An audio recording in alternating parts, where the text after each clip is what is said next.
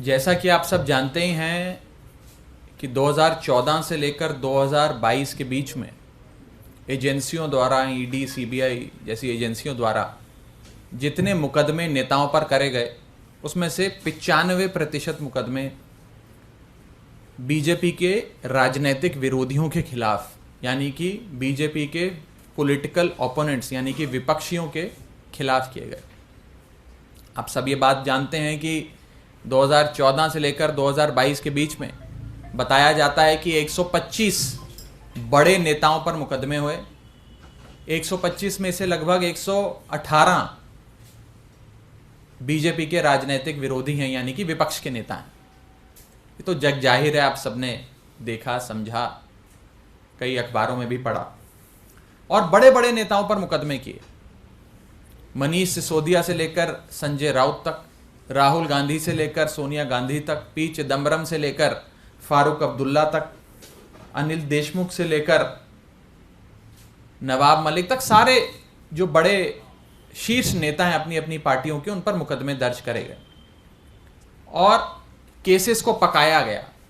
पकाया इस तरह गया कि जब मौका मिलेगा, चुनाव नज़दीक आएगा, राजनीतिक परिस्थितियां बदलती नजर आएंगी, तो समन भेजकर उनको बुला लेंगे, एजेंसियों के चक्कर कटवाएंगे और फिर भी वो नेता नहीं माना तो उसे पकड़ के जेल में डाल देंगे।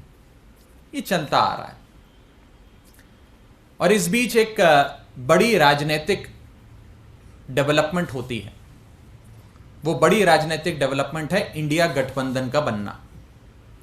इंडिया गठबंधन के बनने से भाजपा पूरी तरीके से डर गई, घबरा गई और भाजपा को ये समझ में आ गया कि अभी तक वो ये तमाम पार्टियां अलग अलग चुनाव लड़ती थी, वोट बढ़ जाता था तो बीजेपी सीटें जीत जाती थी, सरकार बना लेती थी। लेकिन इंडिया गठबंधन बनने के बाद सारे एकजुट होकर अगर चुनाव लड़ते हैं, भाजपा के एक प्रत्याशी के खिलाफ इंडिया गठबंधन का एक प्रत्याशी चुनाव लड़ता है तो भाजपा की सीटें कम होती हैं और भाजपा हार के नजदीक आ जाती है और लगभग हारती हुई नजर आती है।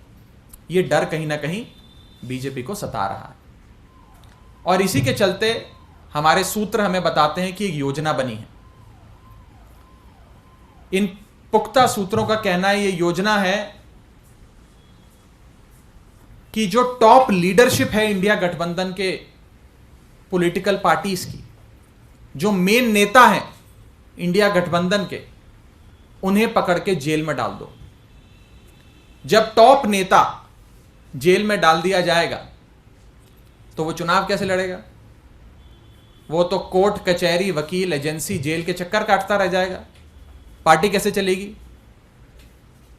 तो यानी कि अगर इंडिया गठबंधन के एक एक नेता को, जो शीर्ष नेता है, टॉप लीडरशिप है पार्टी की, या पार्टी का मेन मुखिया है, मेन अध्यक्ष है, अगर उसे ही पकड़ के जेल में डाल दोगे तो रेस में तो अकेले भाजपा दौड़ेगी और अकेले ही जीत जाएगी। जब रेस में कोई दौड़ेगा ही नहीं उनके साथ तो अकेले ही दौड़ेगी और अकेले ही जीत जाएगी। इसी श्रृंखला में एक योजना बनी है और उस योजना में पहला अरेस्ट दिल्ली के मुख्यमंत्री अरविंद केजरीवाल का भाजपा की एजेंसियां करने जा रही हैं। दिल्ली में 7 लोकसभा की सीटें हैं।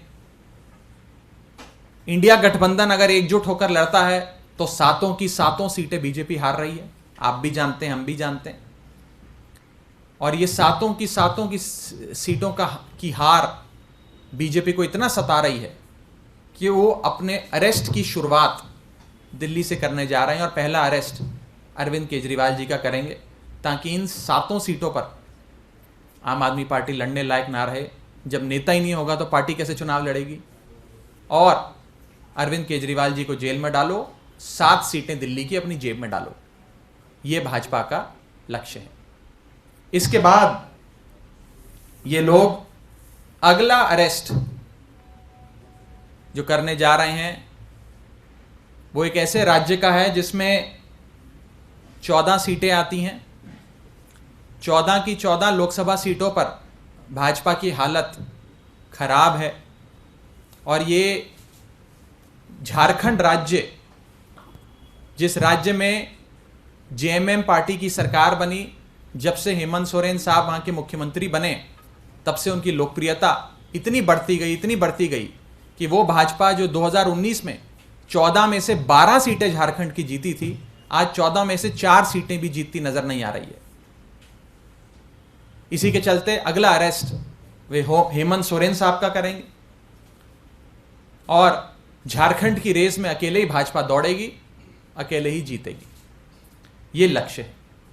इसके बाद बिहार के राज्य में जहां पर पिछली बार नीतीश कुमार के सहारे भाजपा 2019 का लोकसभा चुनाव लड़ी थी, शानदार प्रदर्शन रखा था, 40 में से 39 सीटें जीती थी।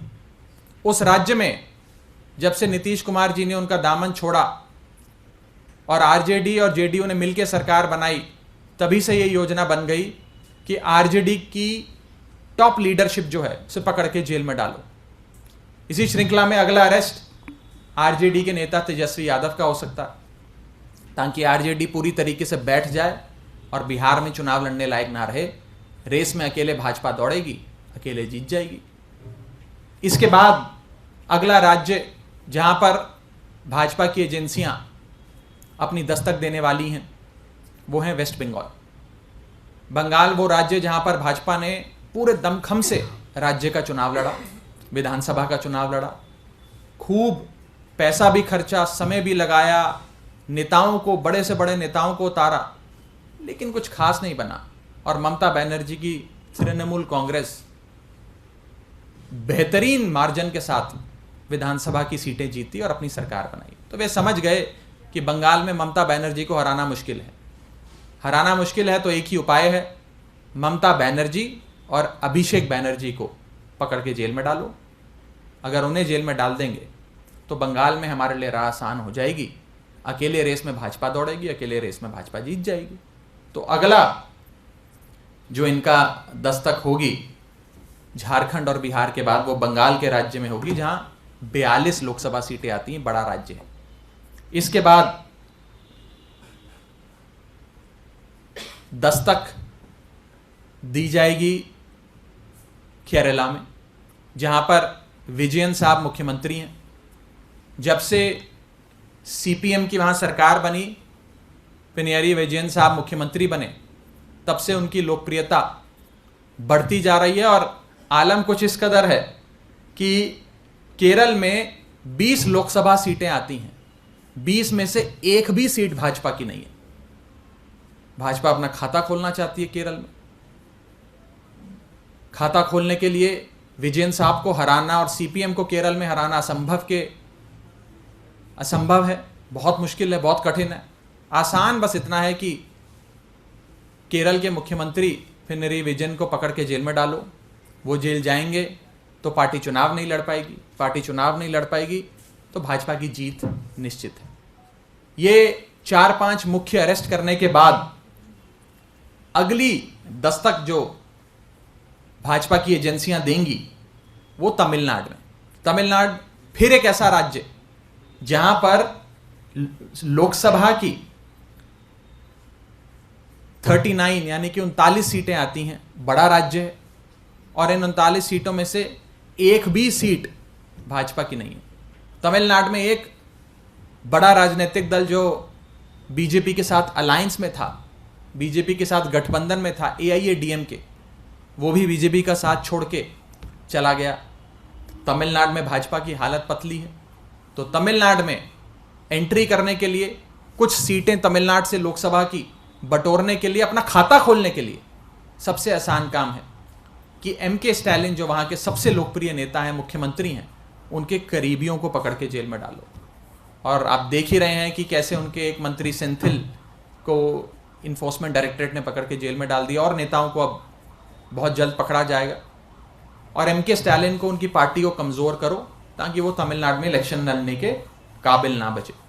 उसके बाद अगली दस्तक तेलंगाना में दी जाएगी, जहाँ पे फिर आने वाले राज्य का चुनाव और आने वाला राष्ट्रीय चुनाव दोनों भाजपा बुरी तरीके से हार रही है और वहाँ पर BRS पार्टी बहुत मजबूत है।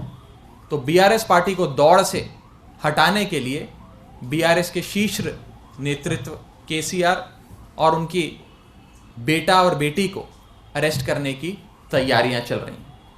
इसी श्रृंखला में आखिरी दस्तक जो दी जाएगी वो महाराष्ट्र में दी जाएगी। महाराष्ट्र वो राज्य जहां पर भाजपा ने शिवसेना के साथ मिलकर और शिवसेना के भरोसे 2019 में बहुत शानदार प्रदर्शन किया, बड़ी सीटें बटोरी, लेकिन जब से शिवसेना ने भाजपा का दामन छोड़ा, अपने रास्ते गई, तब से भाजपा वहां कमजोर हो गई। और आज जो बैकडोर से महाराष्ट्र में सरकार बनाई है, उसके चलते लोगों का प्यार, आशीर्वाद और सहानुभूति सब उद्धव ठाकरे के साथ और उनकी पार्टी और उनके गठबंधन के साथ है। तो अंत में आखिरी शिकार भाजपा का होगा महाराष्ट्र में, जिसमें उद्धव ठाकरे साहब को कमजोर करने के लिए, शरद पवार साहब को कमजोर करने के लिए उनके पार्टी के जो मेन नेता हैं उन्हें पकड़ के जेल में डाला जाएगा। अल्टीमेट गोल, जो सबसे बड़ा उद्देश्य भाजपा का है, वो ये है कि एक ही पार्टी इस देश में बचे और एक ही नेता इस देश में बचे, बाकी सारी पार्टियां समाप्त हो जाएं, कोई पार्टी कोई भी राज्य में चुनाव लड़ने लायक ना रहे, ताकि ना रहेंगी विरोधी पार्टियां, ना लड़ पाएंगे विरोधी पार्टी के नेता चुनाव, ना रहेगी बांस, ना बजेगी बांसुरी।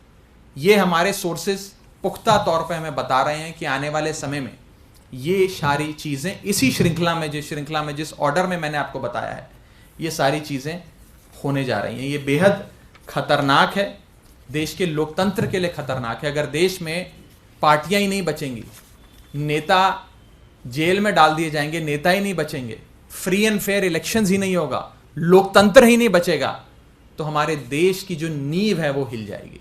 हमारे देश की इमारत जिस नींव पे खड़ी है वो नींव नहीं बच पाएगी। एक बहुत खतरनाक खेल देश के लोकतंत्र के साथ खेला जा रहा है। इसकी चिंता आपको भी है, हमको भी है और 135 करोड़ भारतीयों को है।